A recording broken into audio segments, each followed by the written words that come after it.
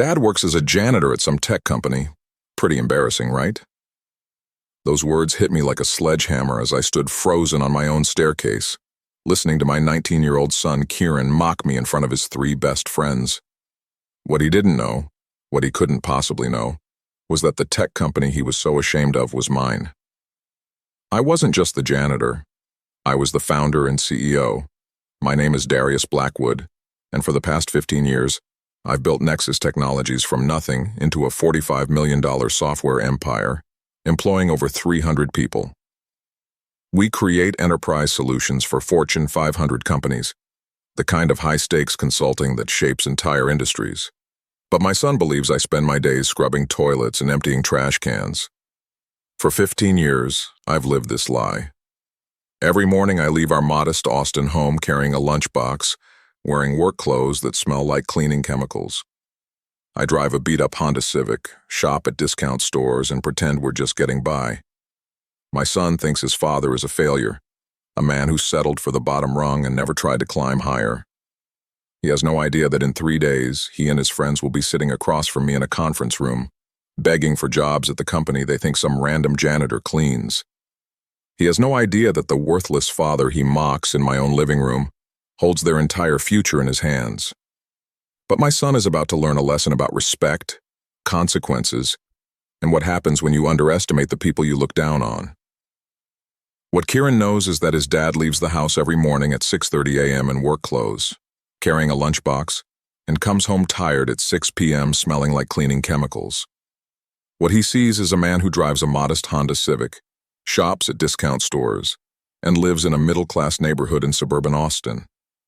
What he doesn't see is that I've been deliberately maintaining this facade for his entire 19-year-old life. I started this charade when Kieran was 4 years old, shortly after my company took off and I realized I had a choice to make. I could raise my son in luxury, give him everything he wanted, and watch him grow up entitled and disconnected from reality. Or I could let him believe we were a working-class family, teach him the value of hard work, and reveal the truth when he was mature enough to handle it responsibly. I chose the harder path.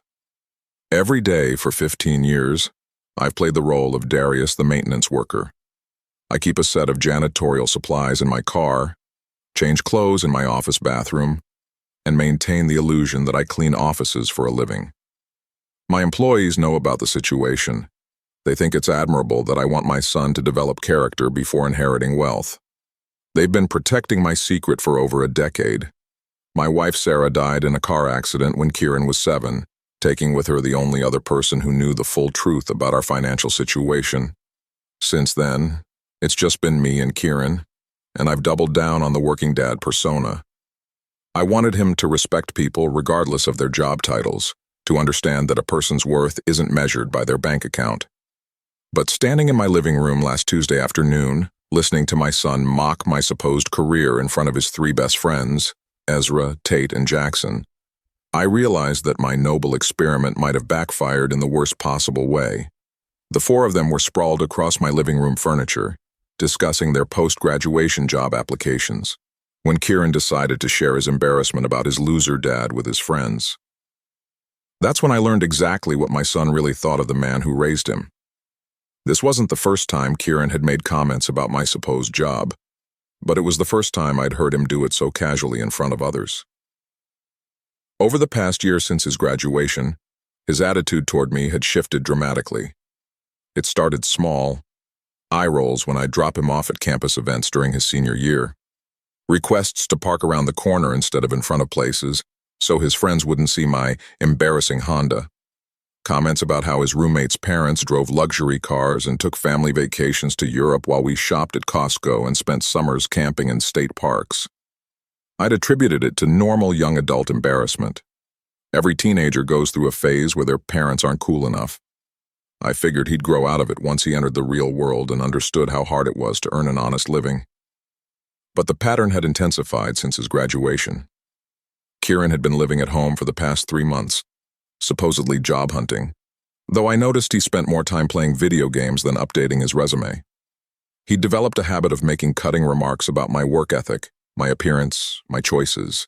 Dad's generation just accepts whatever life gives them, he'd told his girlfriend Melody 2 weeks ago when she was over for dinner. They don't have ambition, they just clock in, clock out, and convince themselves that's noble somehow. I'd been washing dishes at the time, pretending I couldn't hear the conversation in the next room. Melody had made some polite comment about how hard work was admirable regardless of the field, but Kieran had laughed it off. Hard work without strategy is just wasted effort, he'd said. Smart people find ways to make money work for them instead of working for money. Dads just never figured that out. The irony was suffocating. Here was my son, lecturing his girlfriend about business strategy and financial intelligence, while sitting in a house I owned outright, eating food I'd paid for with profits from a company that employed nearly as many people as his entire graduating class. But what hurt most wasn't the ignorance, it was the contempt. The way Kieran talked about blue-collar work as if it were something shameful. The way he spoke about me as if I were a cautionary tale, a warning about what happens when you don't apply yourself. I'd raised him to value all honest work, to treat service workers with respect, to understand that dignity came from doing your best regardless of your circumstances. Instead, I'd apparently raised a young man who saw manual labor as beneath him and viewed his father as a source of embarrassment. The signs had been there for months, but I'd been too hopeful, too invested in my long-term plan to see them clearly. I kept telling myself that Kieran was just going through a phase, that he'd mature once he started his career and faced some real challenges. But that Tuesday afternoon, listening to him mock me in front of his friends, I realized I'd been lying to myself about more than just my job title. I'd been ignoring the fact that my son had developed into exactly the kind of person I'd been trying to prevent him from becoming. The respect I'd hoped to teach him had turned into disdain, and the humility I'd wanted to instill had become arrogance. What made Kieran's mockery even more painful was watching how his friends reacted, or rather, how they didn't react. Ezra, Tate, and Jackson had been coming to our house for years. I'd driven them to soccer tournaments, helped with homework, made them countless meals. They knew me as the dad who always had time to listen, who never made them feel unwelcome, who treated them like family. But when Kieran started his speech about my embarrassing career, not one of them spoke up in my defense. Ezra actually laughed, a nervous, uncomfortable sound, but still a laugh. Tate stared at his phone, clearly trying to avoid the awkwardness of the moment. Jackson just nodded along, as if agreeing that having a janitor for a father was indeed something to be ashamed of. I'd been coming down the stairs when Kieran started talking, planning to grab a snack from the kitchen. Instead, I found myself frozen on the landing, hidden from view but able to hear every word. The worst part is he acts like it's this noble calling, Kieran continued, warming to his theme. Like scrubbing toilets and emptying trash cans is some kind of service to humanity. It's just pathetic, honestly. The man has zero ambition. I mean, someone has to do those jobs, Tate offered weakly, but Kieran cut him off.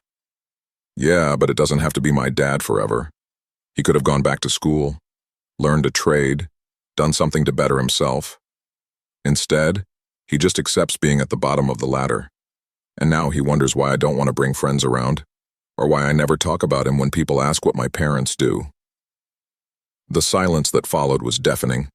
These young men had spent countless hours in our home, had seen me work multiple part-time jobs during Kieran's high school years to maintain the illusion of our financial situation, had witnessed me helping him with college applications and staying up all night when he was sick.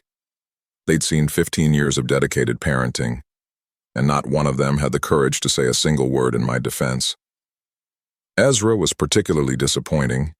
His own father was a construction foreman, a man who worked with his hands and took pride in building things that would last generations.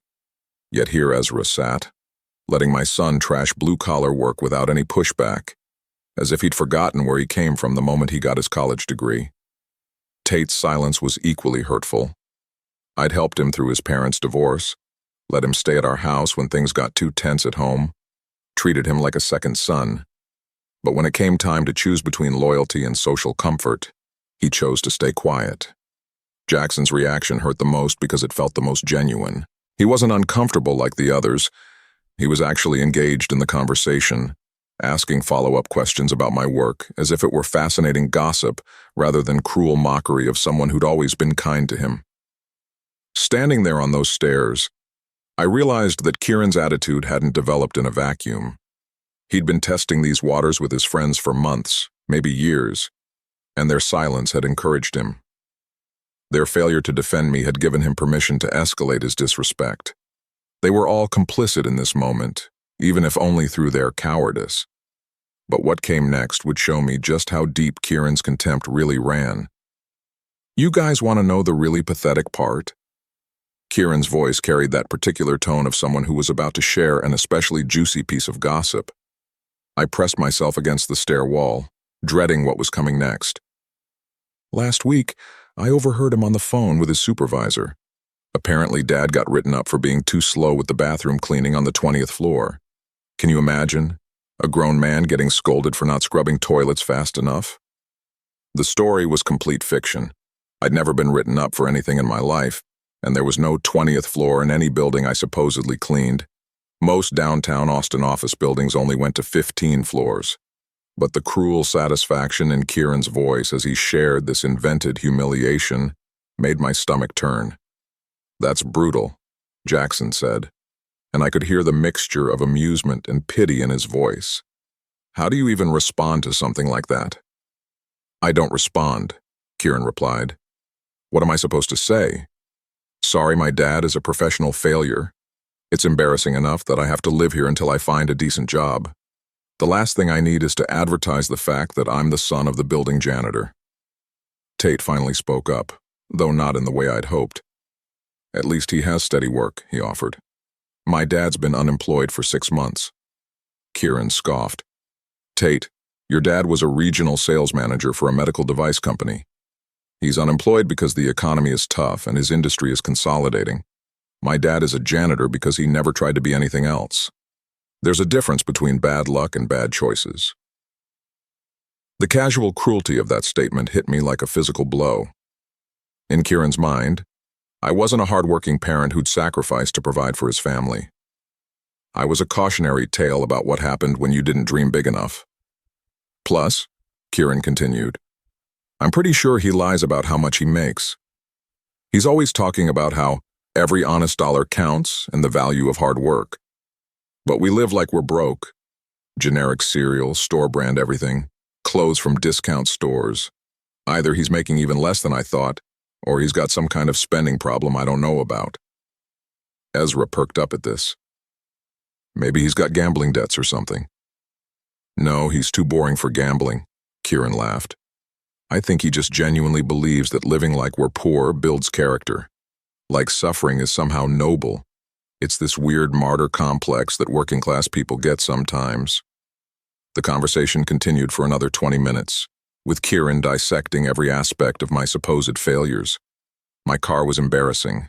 My clothes were outdated. My work schedule was proof that I had no control over my own life.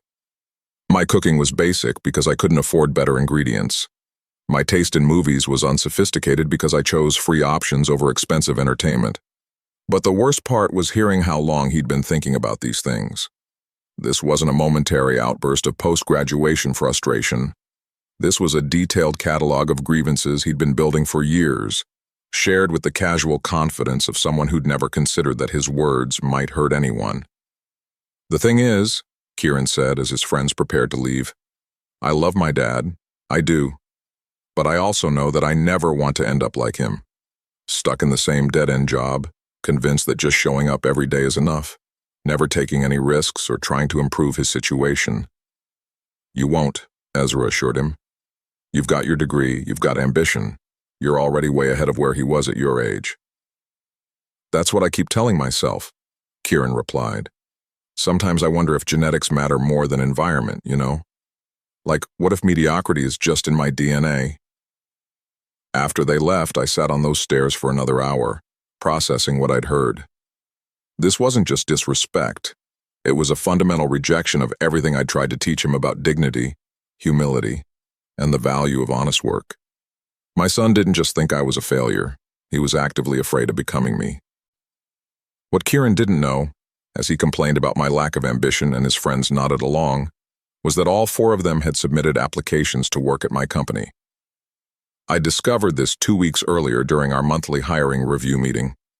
My director of human resources, Vanessa Chen, had been walking me through the latest batch of entry-level applications when 4 familiar names caught my attention: Kieran Blackwood, Ezra Nakamura, Tate Wellington, and Jackson Cross. These 4 applied as a group, Vanessa had explained, pulling up their files on her laptop. Recent graduates from UT Austin, all computer science majors. They specifically requested to be considered together, said they work well as a team, and would like to be hired together if possible. I'd stared at the screen in disbelief. Kieran had never mentioned applying to Nexus Technologies. In fact, he'd never mentioned applying anywhere specific. Whenever I asked about his job search, he gave vague answers about putting out feelers and waiting to hear back from a few places. What positions are they applying for? I'd asked Vanessa, trying to keep my voice neutral. Junior software developers. Starting salary would be $85,000 each, plus benefits. It's our standard entry-level package for computer science graduates with good GPAs. $85,000. More than double what Kieran thought I made in a year, based on the comments I'd been overhearing about our supposedly tight budget. The irony was almost too perfect. "What's your initial assessment?" I'd asked, scrolling through their resumes and portfolios. Vanessa had made a face that wasn't entirely positive. Technically, they're qualified, good grades, decent project portfolios, relevant internship experience, but honestly, their application materials are concerning. How so? She'd pulled up their cover letters and clicked through them. They're almost identical. Same phrasing, same buzzwords, same basic structure. It feels like they copied from the same template and didn't put any individual effort into researching our company or tailoring their applications to our specific needs. I'd read through the letters myself. Vanessa was right. They were generic, fill-in-the-blank applications that could have been sent to any tech company in Austin. There was no indication that any of them had bothered to learn about Nexus Technologies' specific focus areas, our company culture, or our recent projects. "And look at this," Vanessa continued, clicking to their availability preferences. "They've all specified that they can only interview on the same days, at the same times. It suggests they're treating this like a group project rather than individual career opportunities." I'd closed the laptop and leaned back in my chair, processing this information. My son and his friends had applied to my company with minimal effort, treating it as just another checkbox in their job search process. They had no idea they were applying to work for the man Kieran regularly mocked as lacking ambition. "What would you normally do with applications like these?" I'd asked Vanessa. She'd shrugged. "Probably pass. We get about 200 applications for every entry-level position we post. With candidates who put in this little effort, we usually move on to people who actually seem interested in working here specifically." "But they're technically qualified?" "Sure, they could probably do the job, but so could a lot of other people who actually bothered to research our company and write personalized applications. Character and work ethic matter as much as technical skills." I'd told Vanessa I'd get back to her about those particular candidates, that I wanted to review their materials more carefully. She'd probably assumed I was being thorough, maybe impressed by their academic credentials from UT. She had no idea I was looking at my son's application with 15 years of hidden context about his character, his work ethic, and his attitude toward the kind of people he'd soon be asking to hire him. The dramatic irony was overwhelming. Kieran was sitting in my living room, mocking my supposed lack of success, while his future literally sat in my email inbox waiting for my decision. The breaking point came 3 days after the living room incident, during what I thought would be a routine Saturday morning conversation about Kieran's job search. I'd made breakfast, scrambled eggs and toast, the kind of simple meal Kieran had recently started referring to as poor people food when talking to his friends, and asked him how his applications were going. "Fine, I guess," he said, not looking up from his phone. "Still waiting to hear back from places." "Any companies you're particularly excited about?" I pressed, curious to see if he'd mentioned Nexus Technologies. Kieran shrugged. "There's this one place, Nexus something. Tech company downtown. Ezra found it online. They pay pretty well for entry level, so we all applied there." "Nexus Technologies?" I asked, trying to sound casual. "What do you know about them?" "Not much," Kieran admitted. Some kind of software development company. Boring corporate stuff, probably, but the salary is decent and they might hire all four of us together. Did you research the company before applying? Learn about their projects, their culture? Kieran finally looked up from his phone, and I saw that familiar flash of irritation cross his face. Dad, it's just a job application. You don't need to write a dissertation about every company you apply to. You submit your resume, they call you or they don't. I think most employers appreciate when candidates show genuine interest in. Most employers just want someone who can do the job, Kieran interrupted. All that other stuff is just corporate BS. Besides, it's not like these companies are personally invested in their employees. Why should employees be personally invested in them? I stared at my son, seeing him clearly for perhaps the first time. Here was a young man who thought effort was optional, who believed that showing genuine interest in work was somehow beneath him, who viewed employment as a purely transactional relationship with no room for passion or commitment. Kieran, I said slowly, do you think that attitude is going to serve you well in your career? He laughed, actually laughed, and shook his head. Dad, no offense, but I don't think you're in a position to give career advice. You've been cleaning offices for 15 years. You've never had to navigate a competitive job market, never had to sell yourself to employers who have hundreds of options. I see. I set down my coffee cup. And what makes you think I haven't had those experiences? Because look where you ended up, Kieran said, gesturing around our modest kitchen. Look at your life. You work a job that any high school dropout could do. You drive a car that's older than some of my friends, and you think shopping at discount stores is some kind of virtue. The contempt in his voice was unmistakable. This wasn't teenage rebellion anymore. This was genuine disdain. You think success is measured by money and possessions? I asked. I think success is measured by options, Kieran replied. Rich people have choices. Poor people have circumstances. You've spent my entire life convinced that accepting circumstances is somehow noble, but it's not. It's just settling. And you think I settled? Dad, I think you never even tried. I think you took the first job that would pay the bills and convinced yourself that was enough.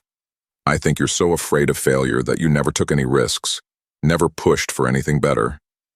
I nodded slowly, absorbing every word. I see. And when you get this job at Nexus Technologies, you'll do things differently? When I get any job, I'll do things differently, Kieran said firmly. I'll work hard, but I'll also work smart. I'll take risks, ask for promotions, build a career instead of just collecting paychecks. I'll actually try to succeed instead of just trying to survive. That sounds like a solid plan, I said, standing up and starting to clear the breakfast dishes. I hope it works out for you. Something in my tone must have caught his attention, because Kieran looked at me sharply. What's that supposed to mean? Nothing, I replied. Just that life has a way of teaching us lessons we don't expect. That afternoon, I drove to my office and pulled up the hiring files again. Kieran's application stared back at me from the screen. Lazy, generic, entitled. Just like the conversation we'd had that morning. I thought about the 15 years I'd spent trying to teach him humility, work ethic, and respect for others. I thought about the elaborate deception I'd maintained to ensure he understood the value of honest work. I thought about the man I'd hoped he'd become versus the man he actually was. Then I made my decision. It was time for Kieran to learn what the real world was actually like. That Saturday night, I sat in my home office, the small room Kieran assumed I used for paying bills and organizing household paperwork, and really examined what I'd created. The room looked exactly like what you'd expect from a maintenance worker trying to keep his life organized. A cheap desk from IKEA, an old computer that was deliberately a few years behind the latest technology, filing cabinets full of what Kieran would assume were utility bills and tax documents. But hidden behind a false back in the bottom drawer were the real documents: incorporation papers for Nexus Technologies, stock certificates, property deeds, and financial statements showing the true scope of what I'd built. I pulled out my real laptop, a high-end machine I kept locked in a safety deposit box and only used for actual business, and began scrolling through emails from my leadership team. Quarterly reports, expansion plans, client acquisition updates, The infrastructure of a life that Kieran couldn't even imagine his failure of a father living. For 15 years, I'd told myself this deception was an act of love. I was protecting Kieran from entitlement, teaching him values, ensuring he'd appreciate what he eventually inherited. I'd convinced myself that his temporary embarrassment would transform into gratitude once he understood the sacrifice I'd made to give him character. But sitting there, replaying our breakfast conversation, I realized I'd been lying to myself about more than just my job title. Kieran's contempt wasn't a phase he'd grow out of. It wasn't immaturity or post-graduation anxiety. It was who he'd become despite my efforts, maybe because of them. I tried so hard to prevent him from becoming entitled that I'd somehow created something worse.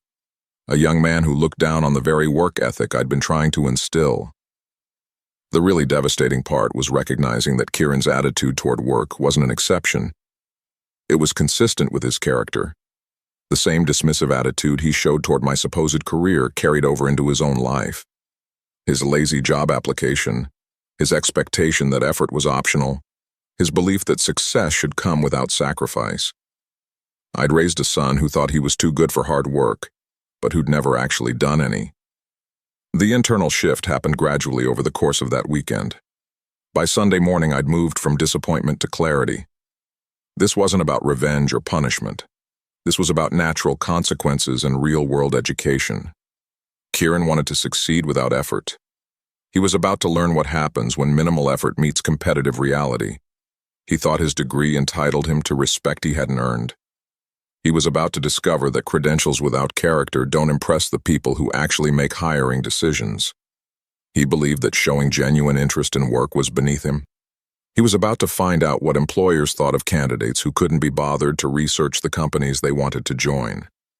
Most importantly, he was about to learn what it felt like to need something from someone he'd spent years considering worthless. I opened Kieran's application file one more time and read through his generic cover letter, his unimpressive portfolio, his assumption that his degree made him automatically valuable to any company lucky enough to consider him. Then I started planning how his real education would begin. This wasn't going to be about revealing my identity right away. That would be too easy, too dramatic. Kieran needed to experience genuine consequences for his attitudes and choices before he understood who had been watching him make them. He'd been testing the waters of disrespect for years, escalating his contempt because he thought there would never be any real consequences. He'd treated me like a safe target for his frustrations about his own lack of direction, but every choice has consequences, and every attitude eventually meets reality. Kieran's reality was about to become very educational. Monday morning, I called Vanessa Chen and scheduled a meeting to discuss the Blackwood-Nakamura-Wellington cross-application group. I've given their application some additional thought, I told her when we sat down in her office. I think we should move forward with interviews. Vanessa looked surprised. Really? I thought you might want to pass on them given the generic applications. I think they deserve a chance to make their case in person, I said carefully.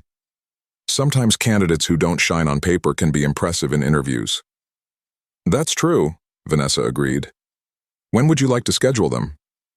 Here's what I'm thinking, I said, pulling out a folder I'd prepared. Let's do a panel interview format. Standard technical assessment, behavioral questions, company culture fit evaluation. But I'd like to be part of the interview panel. This was unusual. As CEO, I rarely participated in entry-level hiring unless we were dealing with exceptional candidates. Vanessa raised an eyebrow. Any particular reason you want to be involved with these four? I'd prepared for this question. They applied as a group, which is unusual. I'm curious about their team dynamics and whether they're genuinely committed to working here, or just looking for any job that will take all of them together. That makes sense, Vanessa nodded. What kind of timeline are you thinking? Let's set up interviews for this Friday. Give them the full technical challenge. I want to see how they handle real problem solving under pressure. And make sure they know this is their only interview opportunity.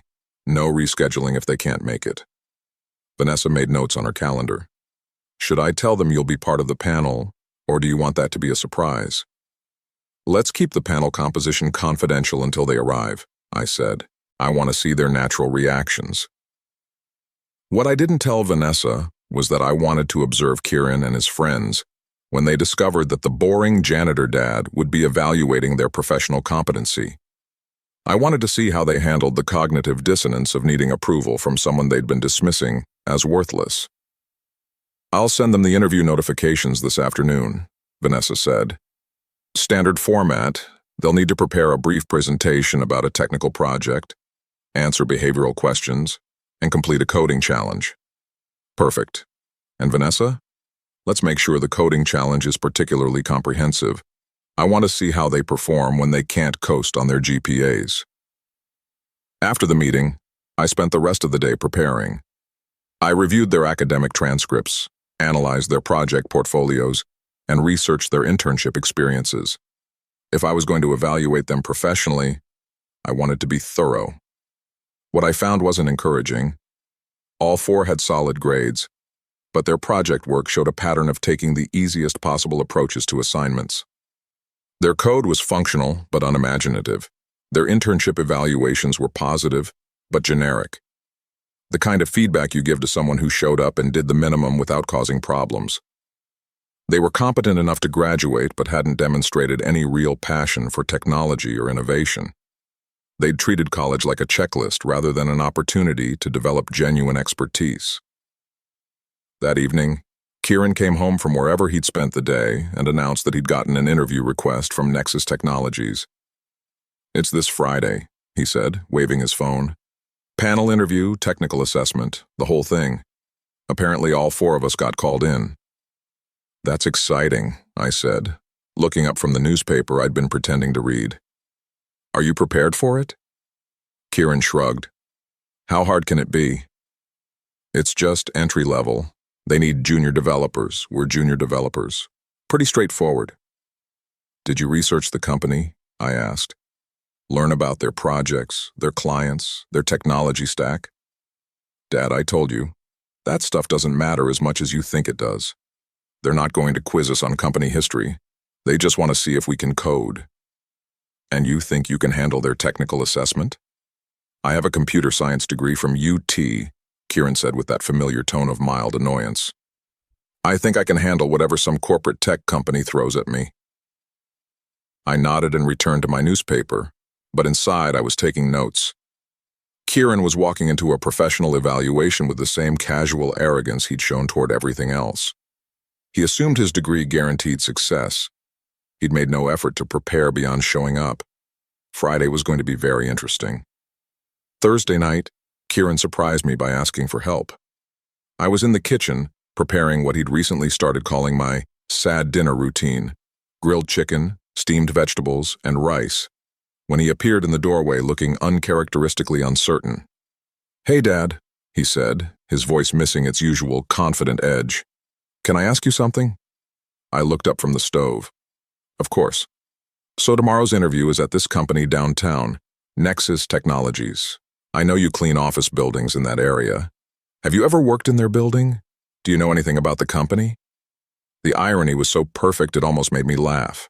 My son, who'd spent months mocking my supposed job and dismissing my opinions about work, was now asking me to use my janitor connections to help him land a position at my own company. "I might have done some work there," I said carefully. "What kind of information are you looking for?" "I don't know, just anything that might give me an edge. Like, what's the office culture like? Are the people there uptight? Do they seem happy? Is it the kind of place where they actually care about work-life balance, or do they just say they do?" I studied my son's face. For the first time in months, he looked genuinely nervous about something. The casual arrogance he'd displayed when talking about the job search had been replaced by actual anxiety. "Why are you suddenly concerned about these things?" I asked. "Yesterday you said the interview would be straightforward." Kieran shifted uncomfortably. "Tate's been doing some research online. Apparently Nexus Technologies is actually a pretty big deal. They work with some major clients and their starting salaries are higher than most places. The interview process might be more competitive than I thought. So now you think preparation might be important?" "I'm just trying to be thorough," Kieran said defensively. "Look, can you help me or not?" I set down my spatula and gave him my full attention. "What exactly do you want to know?" "Anything. What kind of people work there? What do they care about?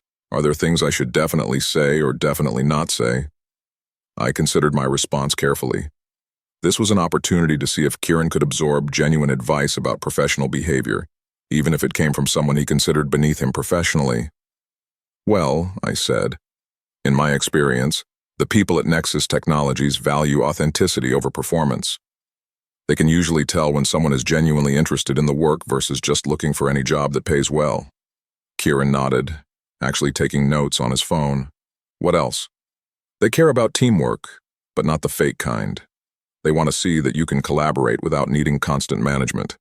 And they're not impressed by people who think their degree entitles them to respect they haven't earned. Meaning, what exactly?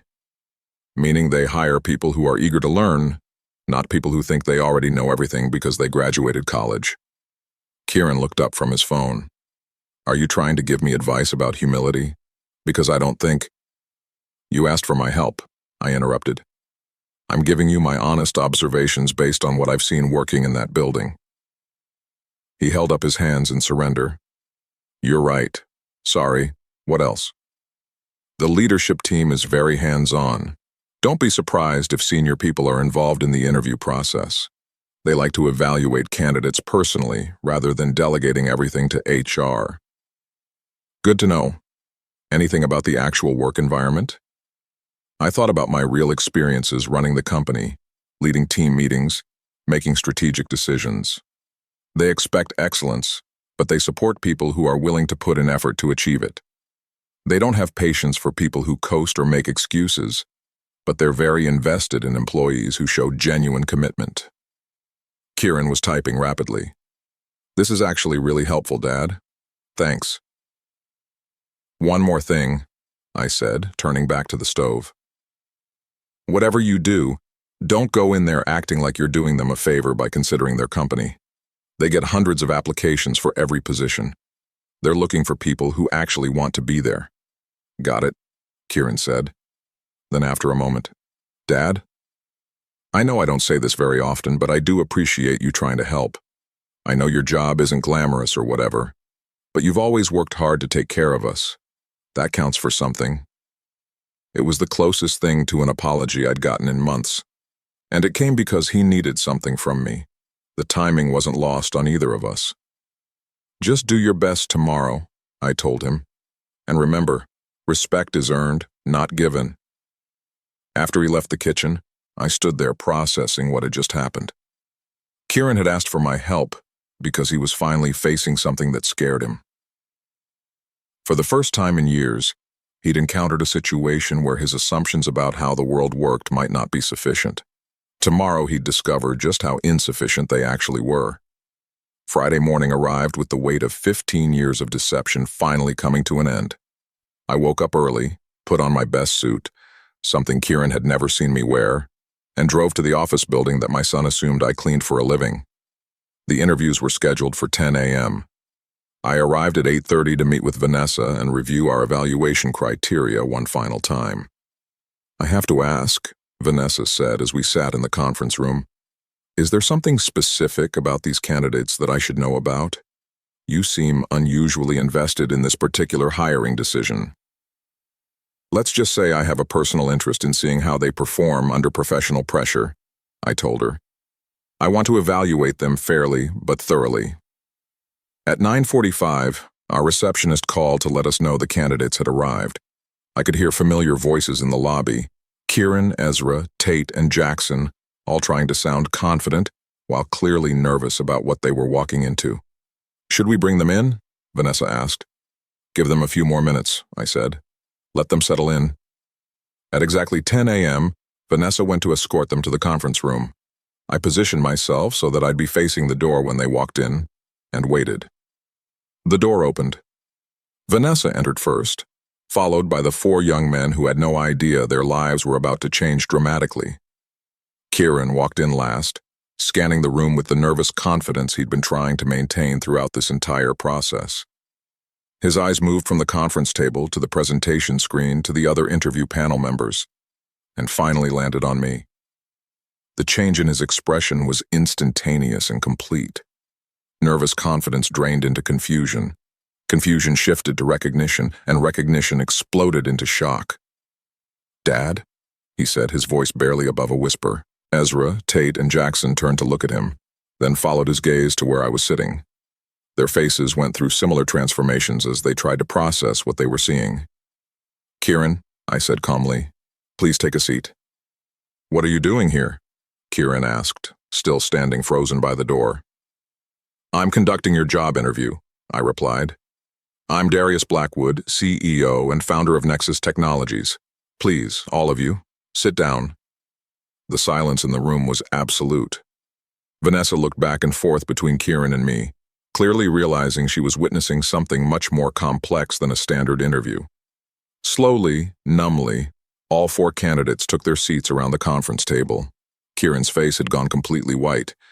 His friends kept glancing between him and me, trying to understand what was happening. "I believe you know my son," I continued, addressing Ezra, Tate, and Jackson. "You've spent considerable time in my home over the years, though I suspect you know me somewhat differently than you know me now." Tate found his voice first. "Mr. Blackwood, I don't understand. Kieran said you were a janitor," I finished. "Yes, that's what Kieran believes. That's what I've allowed him to believe for the past 15 years. I stood up and moved to the presentation screen, pulling up the first slide I'd prepared. It showed Nexus Technologies' growth trajectory, client list, and annual revenue. "This is the company I built from nothing while my son was growing up," I said. "We employ 312 people, generate $45 million in annual revenue, and hold contracts with 18 Fortune 500 companies." Kieran was staring at the screen like it was showing him information in a foreign language. "This is impossible," he said. "Is it?" I asked. "Or is it just not what you expected from someone you considered worthless?" The room went silent again. Vanessa was taking notes, but I could tell she was fascinated by the family drama unfolding in front of her. "For the past 2 weeks," I continued, "I've been reviewing your applications to work at my company. I've read your cover letters, examined your project portfolios, and evaluated your qualifications." I pulled up the next slide, showing their application materials side by side. What I found was exactly what I expected to find, based on months of watching how you approach challenges. Generic applications with minimal effort. No research into our company's mission or values. No indication that any of you particularly care about working here versus anywhere else that would hire you. Jackson raised his hand tentatively. "Mr. Blackwood, can we start over? We didn't know." "You didn't know what?" I interrupted. "That actions have consequences. That the people you mock and dismiss might have more power than you assumed. That professional opportunities require more than just showing up." I looked directly at Kieran. "Or did you not know that your father had been listening to every word you said about him for the past several months?" Kieran's hands were shaking. "Dad, I can explain." "You can explain what exactly?" "How you've spent months telling anyone who would listen that I'm an embarrassment. How you convinced your friends that blue-collar work is shameful. How you assumed that success was something you deserved rather than something you earn." The silence stretched out painfully. Finally, Ezra spoke up. "Mr. Blackwood, whatever Kieran said, we never agreed with him. We always thought you were—" "You always thought I was what?" I asked. "Because last Tuesday, when Kieran was mocking my supposed career in my living room, none of you said a single word in my defense. You sat there and laughed along while he described me as a pathetic failure." The four of them looked at each other, realizing that their months of casual cruelty were about to have very real consequences. "So here's what's going to happen," I said. "We're going to proceed with this interview exactly as planned. You're going to answer our questions, complete our technical assessment, and demonstrate your professional capabilities. And then I'm going to make hiring decisions based on merit, preparation, and character." I sat back down at the table. "Vanessa, would you like to begin with the behavioral questions?" The interview lasted 2 excruciating hours. Kieran couldn't concentrate on anything. His answers to technical questions were scattered and incomplete. When asked to explain his motivation for wanting to work at Nexus Technologies, he stumbled through a response that basically amounted to, "I need a job and you pay well." His friends weren't much better. Ezra kept apologizing for things he wasn't even being asked about. Tate answered every question like he was afraid I was going to fire him from a job he didn't even have yet. Jackson seemed to be in shock, giving one-word responses to questions that required detailed explanations. Their technical presentations were disasters. None of them had prepared adequately, and it showed. Their code samples were basic. Their problem-solving approaches were unimaginative, and their understanding of current industry trends was superficial at best. But the worst part was watching Kieran realize, in real time, that everything he thought he knew about success, merit, and professional achievement was wrong. When we asked about their career goals, Kieran gave an answer that would have been laughable if it weren't so revealing. "I want to work for a company where I can make a good salary without having to sacrifice my personal life or deal with too much corporate politics."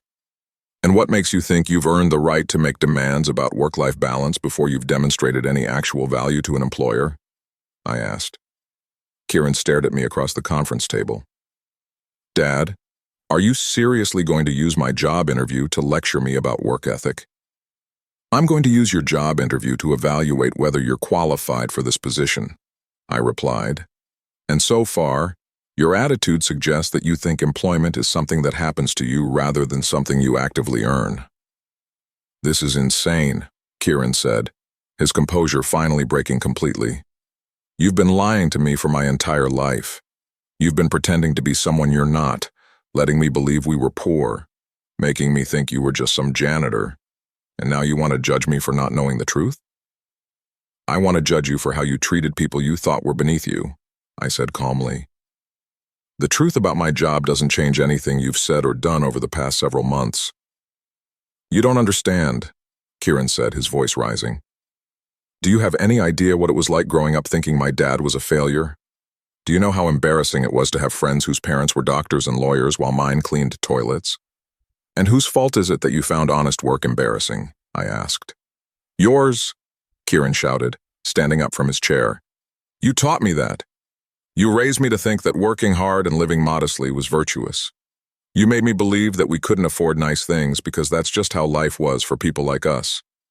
So you decided that people like us were shameful. I decided that I wanted something better." Kieran was fully shouting now, months of frustration pouring out all at once. "I wanted to succeed, to have options, to not have to worry about money or status, or whether my friends' parents looked down on me. And you thought the way to achieve that was by looking down on others." Kieran slammed his hands on the conference table.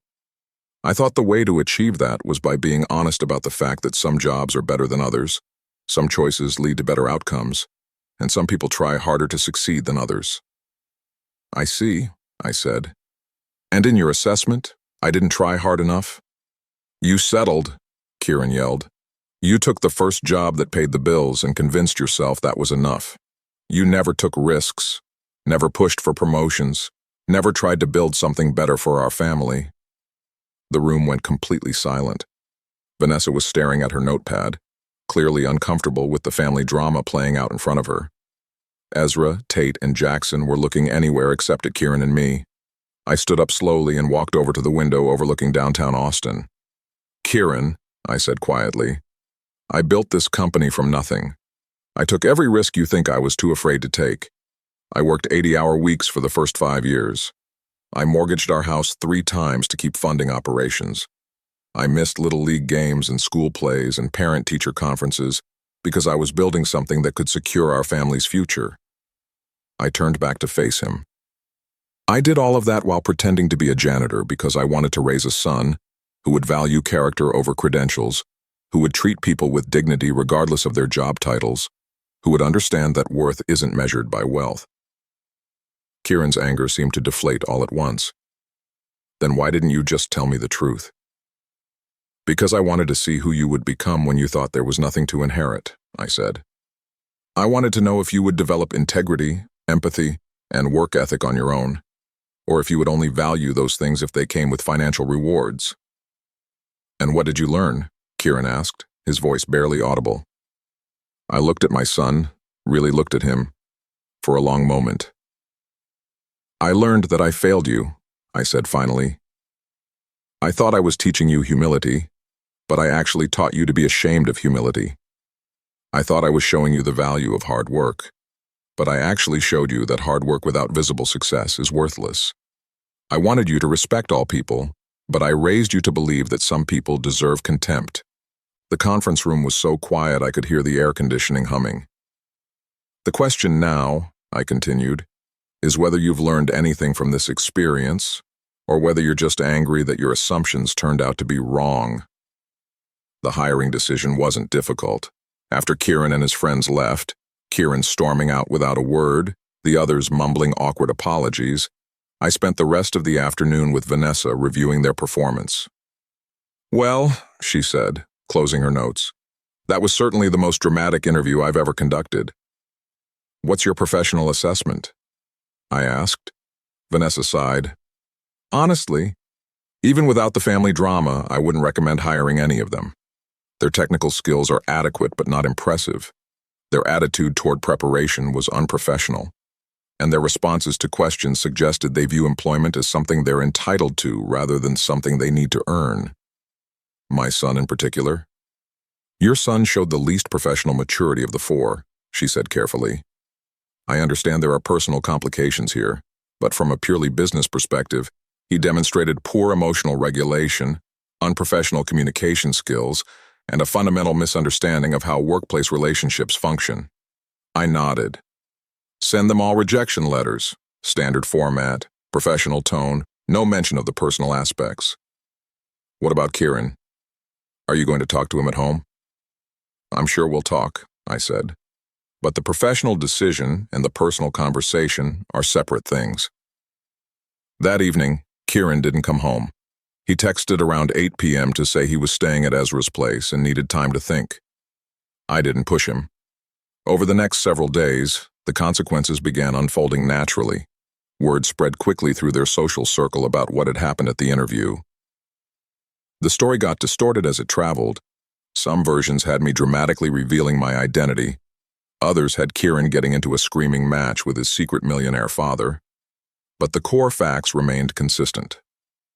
Kieran Blackwood had spent months mocking his father's work, not knowing that his father owned a successful company.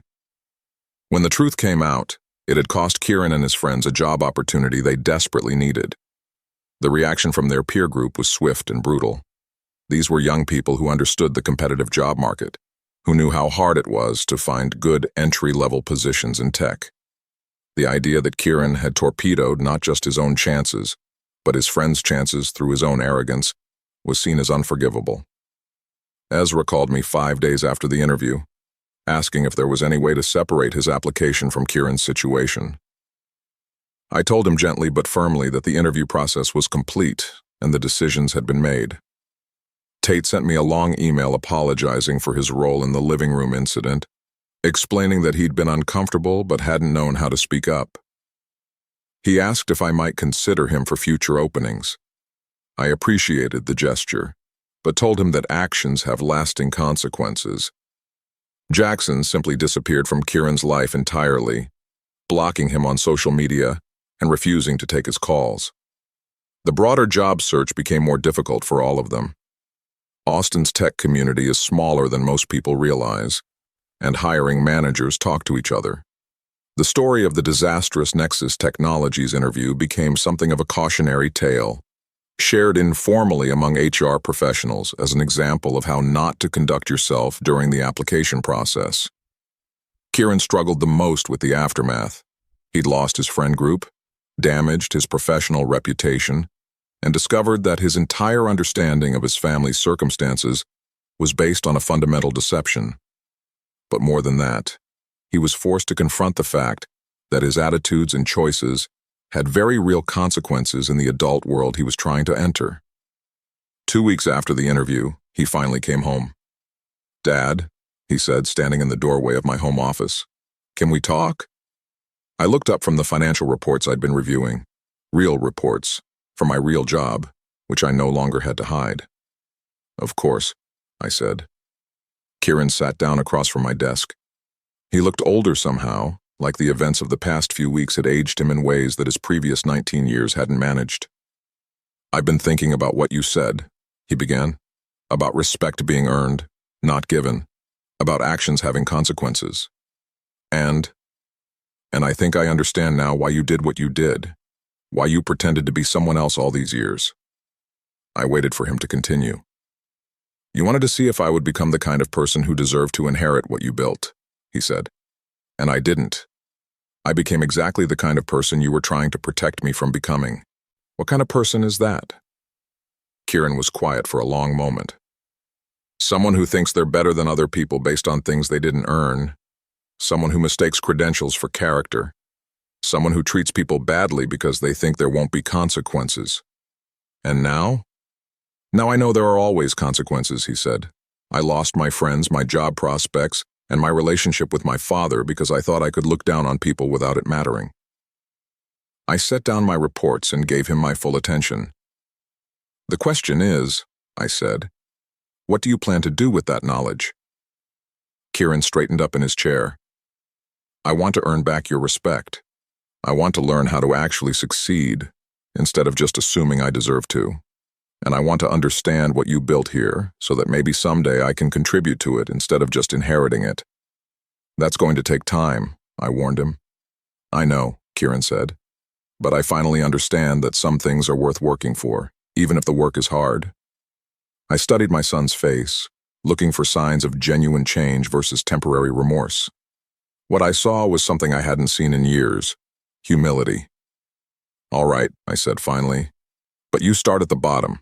Entry-level position, same salary as any other junior developer, no special treatment because you're the founder's son. I wouldn't want it any other way, Kieran said. And you'll need to earn the respect of your colleagues before you can earn any leadership responsibilities. Understood. Most importantly, I continued, you'll need to demonstrate that you've actually learned to value character over credentials, effort over entitlement. Kieran nodded. How do I prove that to you? I smiled for the first time in our conversation. By proving it to yourself first. The respect of others follows naturally after that. 6 months later, Kieran was thriving in his entry-level position, working harder than I'd ever seen him work, earning genuine recognition from colleagues who had no idea he was the CEO's son. Sometimes the best lessons are the ones we teach ourselves, through the natural consequences of our own choices. And sometimes the most worthless person in the room turns out to be the one with the most to learn.